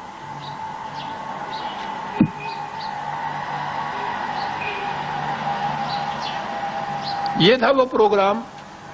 تو میں نے کہا نا کہ وہ قم اللیل الا قلیلا، اس میں تو ہوا کہ نفل پڑھتے رہتے تھے حضور. فتہجد بہی نافلۃ لک، تہجد کی نماز اس کی رکعتیں کتنی ہیں. بڑے مسائل ہیں. وطر بعد میں پڑھے جاتے ہیں یا اول پڑھے جاتے ہیں، پھر اس میں جھگڑے شروع ہوئے ہیں اہل حدیث میں اور اہل فقہ میں. انہی کے اوپر جھگڑے ہیں کہ وہ وطر جو ہے وہ عشاء کی نماز کے ساتھ پڑھ لیے جاتے ہیں. پھر وطروں کی کتنی رکعتیں ہوتی ہیں؟ ایک رکعت ہے، 3 رکعتیں ہیں. پھر اس کے بعد تہجد کے بعد پڑھے جاتے ہیں. یہ مسائل ہیں. پھر بس چلی ہوئی ہے امت 1000 برس سے، یہی طے نہیں ہو پایا. یعنی جو بات اصل میں تھی وہ تو گئی. یہ چیزیں آئیں اور اہمیت ان کو پھر اتنی حاصل ہے. اتنی ضخیم کتابیں لکھی گئی ہیں تہجد کی رکعتیں کتنی ہوتی ہیں، وہ رکعت کتنی ہوتی ہے. یہ پروگرام کیا تھا پھر نہیں یہ سامنے ہے. وہ یہ کیسے سامنے آتا؟ یہ سارے باطل جتنا تھا یہ ختم ہو جاتا اگر یہ پروگرام سامنے آ جاتا. تو ذاق الباطل، حق کو تو آنے نہیں دیا اس کے بعد کہ باطل چلا نہ جائے کہیں. مسائل تھا. ایک اور مقام کے اوپر بھی یہ جو قرآن کریم میں آپ دیکھیں گے، میں نے عرض کیا ہے نا کہ نبی اکرم صلی اللہ علیہ وسلم کی سیرت طیبہ بڑی شان سے مرتب ہوتی ہے. قرآن کی روح سے بڑی حسین ہوتی ہے وہ سیرت. اِنَّا نَحْنُ نَزَّلْنَا عَلَيْكَ الْقُرْآنَ تَنزِيلًا 76/23. وہ پہلا جو تھا وہ سورہ بنی اسرائیل کا تھا 17/79 ریفرنس لکھنی ہو تو. قرآن نازل کیا. فَاصْبِرْ لِحُکْمِ رَبِّکَ. اور فرمائیے حضور سے کہا جا رہا ہے استقامت سے جمے رہو خدا کی اس حکومت کے لیے. تو کتنا بڑا جنگ اصل مرحلہ تھا، مشقت طلب تھا، کمر شکن تھا کہ حضور کو تاکید کی جا رہی ہے کہ جم کے کھڑے رہنا، استقامت سے کھڑے رہنا، سب کچھ برداشت کیے چلے جانا، جم کے کھڑے رہنا. وَلَا تُطِعْ مِنْهُمْ اِثْمًا أَوْ كَفُورًا. ان کے ساتھ کوئی مفاہمت نہ کرنا، کوئی ذرا سی بات نہ ماننا، اپنی بات پہ جم کے کھڑے رکھنا. وَاذْكُرِ اسْمَ رَبِّكَ بُكْرَةً وَأَصِيلًا. یہاں پھر صبح و شام عام محاورہ ہمارے یہاں ہے کہ صبح و شام سارا وقت جیسے کسے کہتے ہیں خدا کے قوانین کو، اس کے اسم کو سامنے رکھو اپنے اقار. اب اس میں سے یہ آیا کہ ذکر جو ہے خدا کے رب کا وہ اب جو ہوتے ہیں یہاں آپ نے دیکھا نا عشاء کے بعد پھر مسجدوں کے اندر اب شروع ہوا ہے. صبح کے بعد جو ہے وہ ذکر جس طرح سے ہوتا ہے، ذکر یہ آ گیا صاحب. وَمِنَ اللَّيْلِ فَاسْجُدْ لَهُ. رات کو بھی یہ چیز اس کی اطاعت. فَاسْجُدْ سجدہ تو اطاعت کے معنی میں آتا ہے. فَاسْجُدْ لَهُ یہ تو ہوا. اب یہ عشاء کی نماز کی رکعتیں آئیں اس میں، کیونکہ رات کا ذکر آ گیا نا. یہ مسئلہ یہ ہوا کہ وہ کتنی ہوتی ہیں، سب وطر شامل ہوتے ہیں یا نہیں ہوتے، سارے مسائل پھر اس کے بعد اور جھگڑے اتنے لمبے صاحب ان کے اوپر ہوتے ہیں. فَاسْجُدْ لَهُ وَسَبِّحْهُ لَيْلًا طَوِيلًا. اور پھر وہ سبح آ گیا کہ رات کو لمبی لمبی تسبیح پھرا کرو.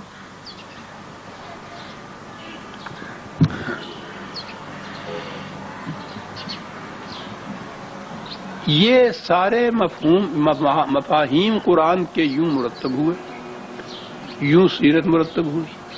اس طرح سے یہ فقہ کے قوانین بنے. اور یہ آپ کے ہاں کیونکہ آج تک ملوکیت ہی آپ کے ہاں چلی آ رہی ہے. آج بھی دنیا میں مغربی دنیا کی وجہ سے صحیح، بہرحال ان کے ہاں کی جمہوریت نے ملوکیت کا وہ نقشہ تو بدل دیا.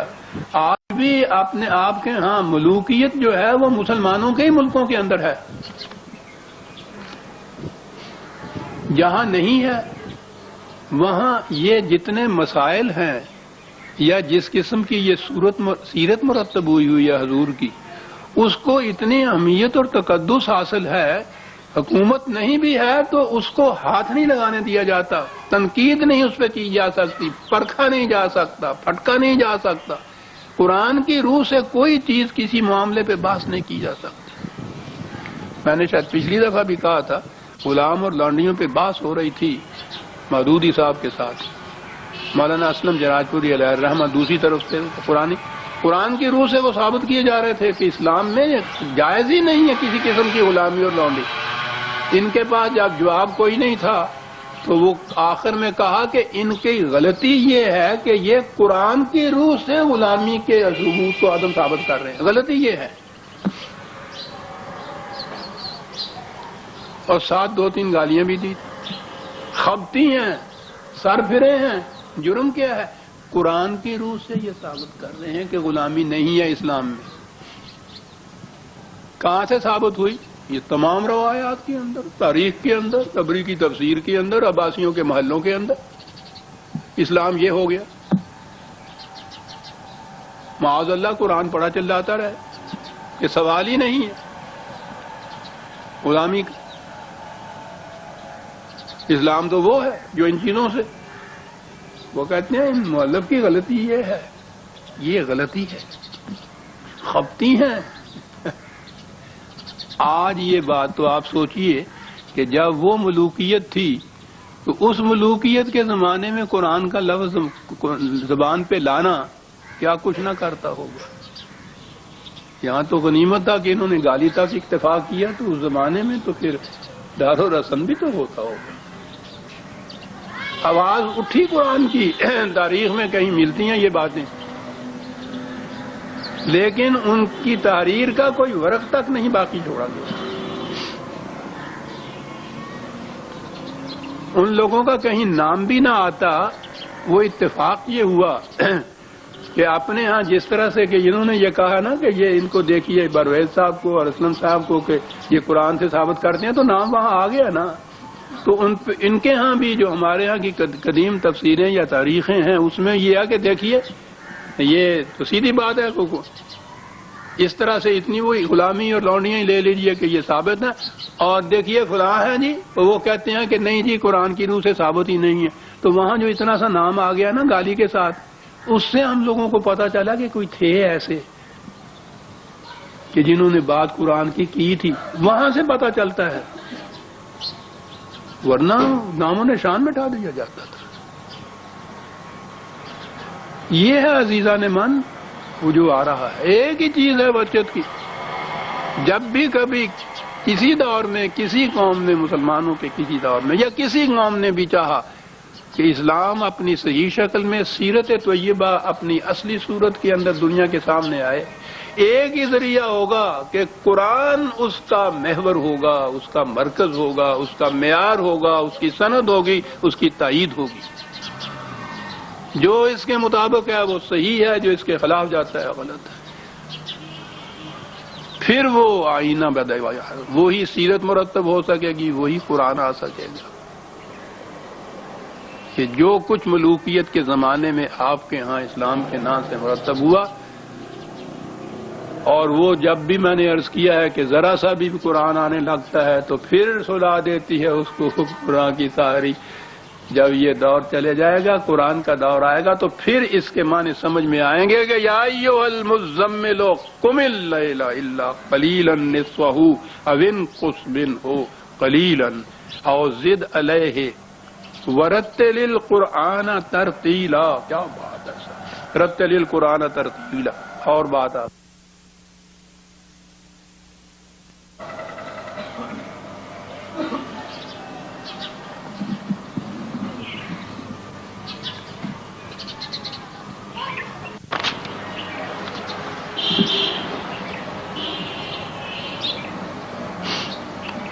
یہ الفاظ جو ہیں رتل القرآن ترتیلا, ترتیل, رتل, خود قرآن کریم کے متعلق یہاں تو یہ ہے نا کہ رتل القرآن حکم دیا گیا ہے کہ قرآن کو یہ کر. میں رتل کے معنی بعد میں ترتیل کی عرض کروں گا. خود قرآن کے متعلق ہے 25/32, 25/32. وَرَتَّلْنَاهُ تَرْتِيلًا.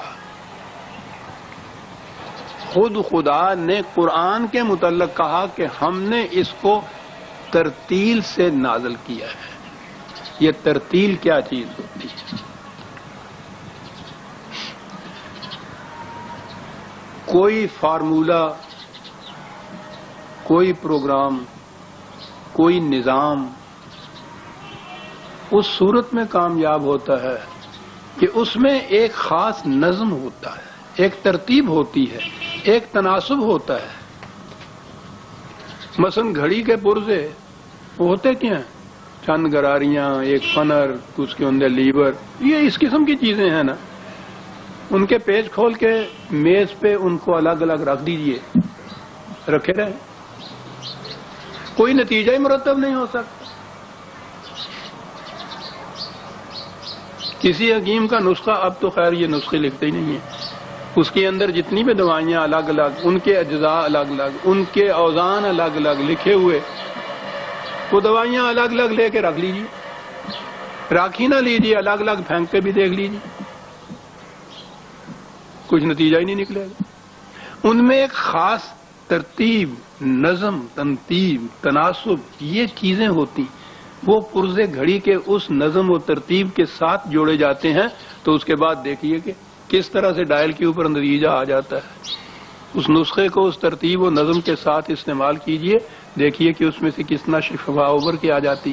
یہ جتنے بھی اس قسم کے پروگرام ہوتے ہیں اس میں خاص نظم ہوتا ہے، ایک ترتیب ہوتی ہے، اس کے مطابق عمل کیا جائے تو اس کے نتائج مرتب ہوتے ہیں۔ یہ جو ترتیل ہے لفظ عربوں کے ہاں، یعنی حسن ترتیب اور حسن نظم اور تنتیب جسے کہتا جاتا ہے، یہ موتیوں کی لڑی کے لیے یہ لفظ آتا تھا، اور اس کے بعد وہ کہتے تھے کسی قسم کے جو خوبصورت سفید دانت کسی کے ہوتے تھے اس کے لیے بھی لفظ آتا تھا۔ کتنی محسوس مثالوں سے یہ قوم اپنے الفاظ کا مفہوم سمجھا دیتی تھی۔ موتی بکھرے ہوئے ہوں، بکھرے ہوئے ہیں، وہ لڑی میں پروئے جاتے ہیں تو ایک اس میں نظم ہوتا ہے، ایک ترتیب ہوتی ہے۔ دانت جو ہیں، خوبصورت دانت، صحت مند دانت جو ہیں، ان میں بھی ایک ترتیب اور نظم ہوتی، اور فطرت نے جو اس کے یہاں ترتیب رکھی ہے اس کو تو پوچھئے نہیں۔ اگر وہ داڑھیں سامنے ہوتی ہیں اور یہ دانت پیچھے ہوتے، دیکھتے کچھ کھا پی کے آپ، یہ سامنے کے دانت چھوٹا چھوٹا کاٹتے ہیں چیزوں کو، پھر وہ پیچھے ان کو پہنچاتے ہیں تو وہ ہیں جو اس کو پیستی ہیں۔ اور علاوہ اس چیز کے ذرا خدا تو حسن و خوبصورتی کو بھی ملحوظ رکھنے والی ذات ہے نا، یہ اگر داڑھیں سامنے ہوتی تو دیکھیے حلیہ کیا ہوتا ہے انسان کا۔ یہ قوم کیسے سمجھاتی تھی ترتیل کا مفہوم؟ خوبصورت صحت مند سفید دانتوں کی لڑی سے، موتی کی لڑی سے تشبیہ دے کے اور یہ سمجھانا، رتل القرآن ترتیلا۔ خدا نے کہا کہ ہم نے قرآن میں ایک خاص نظم رکھا ہے، خود ہی کہا کہ یہ نظم قائم ہوگا۔ ہم نے تصریف آیات سے یہ بات رکھی ہے، مختلف مقامات کے اوپر یہ چیزیں ہیں، ان کو ایک ربط کے ماتحت ایک جگہ لے کے چلے آئیے۔ موتیوں کی لڑی کی طرح پڑھایا جاتا ہے قرآن کا مفہوم عزیزان ایمان، تبویب اسے کہتے ہیں، کلاسیفیکیشن جسے کہتے ہیں۔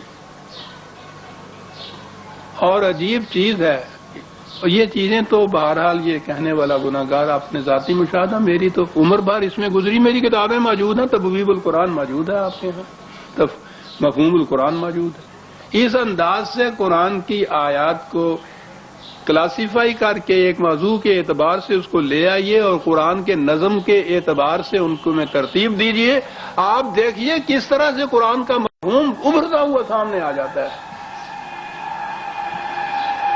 اور ہم تو ابھی پھر صرف الفاظ تک ہی رہتے ہیں نا، تحریروں میں یہ بات ہے نا، اگر کہیں وہ قرآنی نظام حکومت کی بات آ جائے تو وہ جو قرآن نے پھر اس میں نظم اور خود ترتیب بتائی ہے یہ اس کے مطابق ہوگا نا، ابتدا کیسے کی جائے گی، شروع کا پروگرام کیسے ہوگا، کس طرح آگے بڑھتے چلے جائیں گے۔ قرآن میں عزیزان ایمان سارا پروگرام دیا ہوا ہے۔ یہ مکی اور مدنی زندگی جو ہے یوں ہی تاریخی حادثے نہیں ہیں، یہ وہی جو نظم قرآنی کا پروگرام ہے، یہ اسی کے مطابق یہ سب کچھ ہوا تھا جو حضور نے کیا تھا، اور جب بھی کبھی پھر اسی انداز کی مملکت یا نظام قائم ہوگا تو اسی انداز اسی ترتیب سے ہوگا. جب بھی گھڑی گھڑی بنے گی تو وہ اس میں وہی نظم ہوگا کہ جو گھڑی کے پرزوں میں رکھا جاتا ہے. آئیے اب اے وہ کہ جو اب تم جماعت کی تیاری میں مصروف ہو مزمل، آپ کو سمجھ میں آ گئی نا بات پچھلی دفعہ سامنے آئی تھی.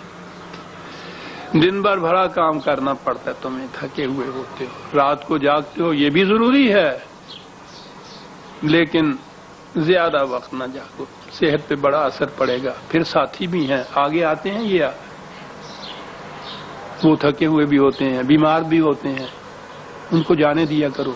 قم اللیل نصفہ او انقص منہ قلیلا او زد علیہ، آدھی رات حسب ضرورت، کبھی کم کبھی کچھ زیادہ، یہ کچھ کرو. کاہے کے لیے؟ رتل القرآن ترتیلا، جو پروگرام تمہارے سامنے ہے قرآن کی روح سے اس میں ایک نظم پیدا کرو. اس کے لیے تھا وہ جاگنا صحابہ کے ساتھ کہ کل کا پروگرام کیا ہوگا. بھائی قرآن کیا ہدایت دیتا ہے؟ قرآن عزیزان من مسائل ہی نہیں بتاتا، وہ کشمکش حیات کے اندر ایک عملی پروگرام دیتا ہے، پروگرام کی ترتیب دیتا ہے، اس کا نظم دیتا ہے، اس کا تناسب دیتا ہے، اس کا توازن دیتا ہے. ورتل القرآن ترتیلا کہا یہ اس لیے نلقی علیک قولا ثقیلا، بہت بوجھل وزنی ایک پروگرام ہے جو تمہارے ذمے لگایا جانے والا ہے، بہت بڑا پروگرام. قولا ثقیلا ووضعنا عنک وزرک الذی انقض ظہرک، آیا نا آخری آیت میں کہ کیا یہ چیز باعث شکر گزاری نہیں کہ وہ بوجھ جس نے یہ رسول تمہاری کمر توڑ رکھی تھی اس کو خدا نے اٹھا دیا. کس قدر آسان ہے، یہ تھا وہ بوجھ. سنلقی علیک قولا ثقیلا، بہت بڑا بوجھ، بڑا وزندار پروگرام ہے جو تمہیں دینے والا ہے. یہ اس کے پروگرام کے لیے یہ تھا کہ زیادہ نہ جاگو، تھوڑا جاگو، سویا بھی کرو، نظم و ضبط و ترتیب کی آپس میں ڈسکشن کیا کرو، صحابہ کو پروگرام دیا کرو. انا سنلقی علیک قولا ثقیلا، بہت بڑا وزنی بات تھی. اب آئیے بخاری شریف کی طرف. قولا ثقیلا، بوجھ بہت ہوا. اس میں یہ ہے کہ رسول اللہ صلی اللہ علیہ وسلم پر جب وحی آتی تھی تو اس قدر زیادہ وزنی ہو جاتا تھا حضور کا بدن کہ بعض اوقات صحابہ دیکھتے تھے کہ ان کی کسی ران کے اوپر حضور نے اگر سر رکھا ہوا ہے اور آپ کہیں استراحت فرما رہے ہیں تو ان کو پتہ چل جاتا تھا. وہی آتی تھی تو ایسے ہوتا تھا جیسے ران کی ہڈی ٹوٹ جائے گی، اتنا وزن ہو جاتا تھا. یہ قولا ثقیلا جو ہے اس کی تفسیر ہو گئی. چلو بھائی،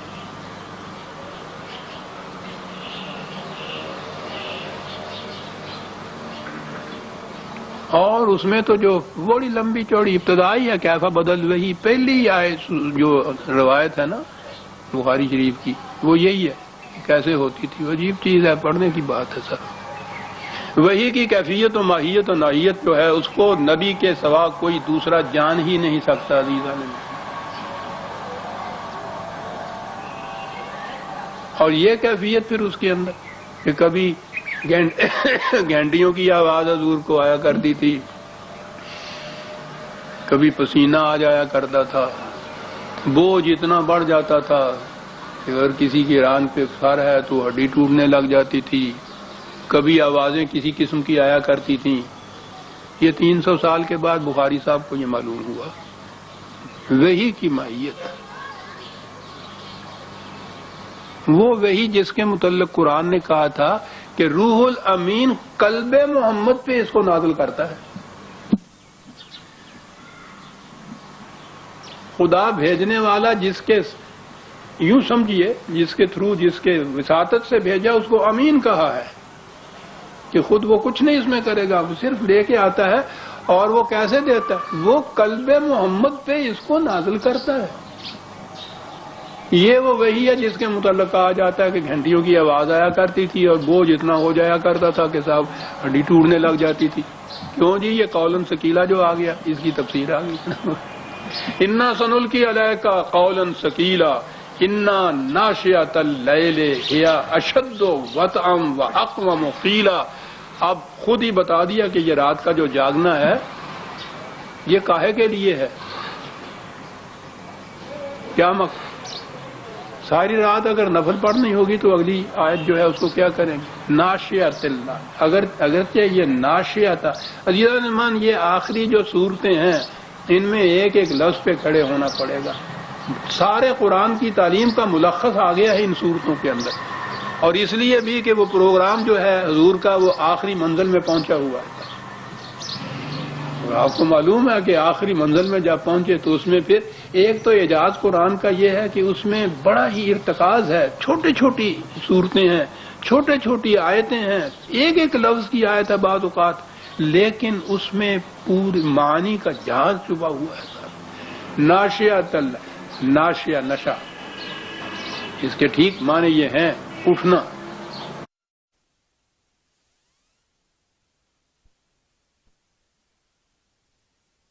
بیسیوں لفظ اور یہ جو نشو و نما تو آپ کو معلوم ہے، یہ لفظ جو ہے یہ ہے وہ لفظ اس طرح کا اٹھنا جیسے پودا اٹھتا ہے بیج میں سے کونپل. اٹھنا ہی نہیں ہوتا، بڑھنا بھی ہوتا ہے اس کے ساتھ. اسی لیے نشو و نما ڈیولپمنٹ کے معنی میں آتی ہے، صرف اٹھنا ہی نہیں ہے. یہ جو کہا کہ رات کے وقت کو یوں تو ٹھیک ہے کہ نیند سے جاگنا، اٹھنا، لیکن وہ کاہے کے لیے ہے؟ اس میں ارتقاء کی بات ہے، ابھرنے کی بات ہے، آگے بڑھنے کی بات ہے، اوپر ابھرنے کی بات ہے. یہ ساری چیزیں ارتقائی منازل طے ہو رہی تھی صاحب. اس کے لیے اشد وطن، وطا کے معنی ہوتا ہے موافقت ہونا دو چیزوں کے اندر. عمل اور قول کے اندر موافقت جب ہو جائے، کہا کہ یہ رات کی تنہائیوں میں اس سکوت کے اندر اٹھنے میں پروگرام کی روح سے جو نشو و نما حاصل ہونا ہے، اس کے لیے دیکھنا یہ ہے کہ پروگرام قرآن دیتا کیا ہے اور ہم عملاً اس کے اوپر کس طرح کار فرما ہوں گے. وطن و اقوام قیلا، دو لفظ ہیں عزیزان من ایک آیت کے اندر، تین ٹکڑے اس کے آ گئے. ناشئۃ اللیل، اشد وطن، اقوام قیلا. بات کو بڑا پختہ کرتا ہے. یہ رات کی سوچ، پروگرام، یہ دیکھنا کہ اس میں ارتقائی منازل کیسے طے کی جائیں گی، غور و فکر کرنا، قرآن مشہود ہو جائے گا، اور اس کے بعد دیکھنا کہ بات پختہ کیسے ہو گئی. اب یہ لفظ تو بات ہی ہے. آپ کے ہاں بھی بات کے معنی آپ دیکھتے ہیں کتنے زیادہ ہوتے ہیں. میاں پکی بات کرو، بات کا بڑا کچا ہے. قول اقرار ہمارے ہاں کہا جاتا ہے. یہ چیز کہ یہ اس طرح کا پروگرام جو طے کیا ہوا ہوگا، بڑا پختہ، وزنی، مضبوط، محکم، پائیدار، نتیجہ خیز، یہ سب باتیں آ گئی اس کے اندر. اور وہ اقوم ہے، صیغہ بھی تفضیل کا ہے، سب سے زیادہ محکم ہوگا. یہ رات کا جاگنا اس کے لیے ہوا، نفل پڑھنے کے لیے نہیں تھا. اگر اس میں مصروف ہو جائے انسان تو یہ ان میں سے تو کوئی چیز بھی نہیں کر سکتا. پھر اقوام قیلا، اس لیے کہ انا لکا فی النہار سبحا طویلا. یہ جو کہا ہے کہ کچھ سویا بھی کرو، تھوڑی رات جاگا کرو، اس لیے کہ دن بھر جو مصروفیتیں ہیں، میں نے بتایا ہوا نا کہ صبح کے معنی ہوتا ہے اپنی پوری کوشش سے، انتہائی کوشش جو ہوتی ہے، بلکہ پوری کی پوری استعداد اور قوت صرف کر کے کسی بات کے لیے سرگرداں ہونا، یہ ہوتا ہے جس صبح کے معنی ہوتا ہے. انا لکا فی النہار سبحا طویلا. اس قسم کا پروگرام جس کے لیے تجھے سرگرداں رہنا پڑے گا، مسلسل جد و جہد کرنی پڑے گی، بڑا لمبا پروگرام دن میں تمہارے لیے ہوتا ہے، فرصت نہیں مل سکتی سوچنے کی، غور کرنے کی، معاملات پہ تبصرہ و تنقید کرنے کی۔ رات کو اس لیے ہے کہ دن میں فرصت نہیں مل سکتی اس کے لیے۔ اب یہ ہو گیا کہ دن میں تسبیحیں پھیرو اور رات کو نفل پڑھا کرو، پھر آخری رات میں تہجد۔ وَاذْكُرِ اسْمَ رَبِّكَ وَتَبَتَّلْ عَلَيْهِ تَبْتِيلًا، پھر لفظ آ گیا تبتل علیہ تبتیلا۔ بطلا کے معنی ہوتا ہے یکسو ہو جانا، حنیف کے معنی بھی یہ ہوتے ہیں، اس کے معنی ہوتے ہیں کہ یہی چیز جس کو یکسو ہو جانا کہتے ہیں نا، اپنی توجہ کو کسی ایک نقطے پہ مرکوز کر دینا، این و آں کی طرف سے ہٹ کر خالص اپنے پروگرام کے اوپر مرکوز کر دینا تمام توجہات کو، یہ معنی ہوتے ہیں تبدیل کے۔ ویسے تو ان کے ہاں نام بھی رکھتے تھے، بطول نام حضرت فاطمہ الزہرا کا لقب تھا، یعنی ادھر ادھر سے توجہ ہٹانے والی پاک پاک باز باعصمت بچی جو تھے اس کو بھی کہتے تھے۔ تو یہ جو یکسوئی تھی اس کے لیے یہ تھا کہ رات کے پچھلے پہر اٹھ کے پھر قرآن کے اوپر غور و فکر کرو اپنے پروگرام کے لیے۔ اور پروگرام کیا ہے؟ وہ 2 منٹ ہیں ابھی۔ پروگرام ہے رب المشرق والمغرب، مقامی نہیں ہے، لوکل نہیں ہے۔ شروع ابتدا کی الحمدللہ رب العالمین، عالمگیر ربوبیت کا پروگرام۔ اب اس پروگرام میں جو دیا ہے کہ یہ حکومت کرنے کے لیے نہیں، قوت حاصل کرنے کے لیے نہیں، مملکتیں بنانے کے لیے نہیں، دوسروں کی سلطنتیں چھیننے کے لیے نہیں، یہ سارا پروگرام ربوبیت کا پروگرام ہے۔ اور ربوبیت مقامی نہیں، مشرق و مغرب جب ہم کہتے ہیں تو اس کے اندر یہی چیز آتی ہے، عالمگیریت اس میں ہوتی ہے ساری دنیا کے اندر۔ اس زمانے میں اگر دیکھیا جائے تو عرب کے مشرق اور مغرب کے اندر اگر آپ لیں گے تو وہ بھی وہاں کی پوری آباد دنیا آ جاتی ہے، لیکن خدا نے تو مشارق و مغارب بھی کہا ہے یہ سب کچھ، کہ یہ پروگرام عالمگیر ربوبیت کا پروگرام ہے۔ مشرق و مغرب کے متعلق اقبال نے بھی کہا ہے، مشرق سے ہو بیزار نہ مغرب سے حذر کر، فطرت کا تقاضا ہے کہ ہر شب کو سحر کر۔ یہ معنی ہے اس کے۔ پروگرام ربوبیت عالمینی کا مشارق و مغارب تک پھیلے گا، یاد رکھو۔ اور وہ کیا چیز ہے جس کی روح سے پھیلے گا؟ لا الہ الا ہو، مرکز ہے یہ پروگرام کا، یہ قرآن کے نظام کا، قرآن کی تعلیم کا ایک ہی چیز ہے، لا الہ الا ہو۔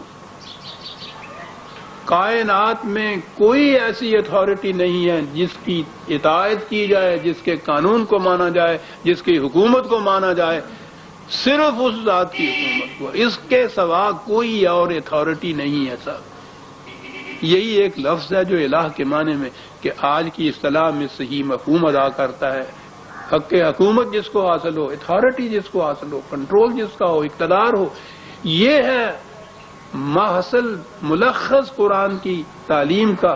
مشرق و مغرب میں یہ تعلیم نہیں عام کرنا، نظام اس قسم کا قائم کرنا کہ جس میں حکومت کسی انسان کی نہ ہو، صرف خدا کی ہو، اور کاہے کے لیے وہ ہو؟ ربوبیت عالمینی کے لیے وہ حکومت ہو جاتا ہے۔ الہ کے یہ معنی تھے۔ اب اس کے بعد جب یہ تفسیر آ گئی آپ کی دور ملوکیت، اس میں کون برداشت کر سکتا یہ کہنا کہ کسی انسان کو حق حکومت حاصل نہیں؟ وہ تو ختم ہو جاتا، وہ باقی نہیں رہ سکتی، انسان کی حکومت ہی نہیں ہے، حق حکومت تو صرف اس کو حاصل ہے۔ کون یہ معنی کرنے دیتا الہ کے؟ معنی کر دیے اس کے عبادت کے پرستش کے لائق کوئی اور ہے ہی نہیں، عبادت اسی کی جائے گی، کرتے کیجیے۔ حکومت بادشاہوں کی، پرستش خدا کی۔ اللہ کے معنی ہو گئے الہ، وہ صرف وہ جو معبود ہے۔ معبود کے معنی ہو گئے جس کی پرستش کی جائے، عبادت کے معنی ہو گئے پرستش کرنا، معقومیت اختیار کرنا نہیں۔ ایک الہ کے معنی انہوں نے یوں کیے، ملوکیت ہر قسم کے ضد سے بچ گئے، اور ملوکیت تو دو قسم کی تھی۔ یہ جو مملکت اور سلطنت کے اندر اتھارٹی تھی وہ ان بادشاہوں کی، اور مسلمانوں کے عقائد میں، مسالک میں، نمازوں میں، روزے میں، اس میں اتھارٹی جیتی تھی وہ ملا کی۔ دونوں الہ الہ ہے اثنین، قرآن نے اسی لیے کہا ہے کہ یہ دو الہ نہ مان لینا، لا الہ الا ہو فاتخذوا وکیلا، گھبراؤ نہیں کہ اس ایک کی حکومت کو ماننے سے تو یہ سارے جتنے حکمران خلاف ہو جائیں گے، ہوتے ہیں تو ہوتے رہیے، تمہارا پروٹیکٹر، تمہارا محافظ، تمہارا سہارا، تمہارا قابل اعتماد سہارا وہ ہے جو کبھی ٹوٹ نہیں سکتا، اور وہ ذات ہے۔ اس پہ بھروسہ رکھ کر چلو اپنے پروگرام کے اوپر عزیزان من، وقت ہو گیا، اور بات تو آگے بھی ساتھ چلتی تھی۔ کیا بات ہے اس پروگرام کی، وَاصْبِرْ عَلَىٰ مَا يَقُولُونَ وَاهْجُرْهُمْ هَجْرًا جَمِيلًا وَذَرْنِي وَالْمُكَذِّبِينَ أُولِي النَّعْمَةِ وَمَهِّلْهُمْ اللہ۔ یہ پھر آئندہ لیں گے۔ ربنا تقبل منا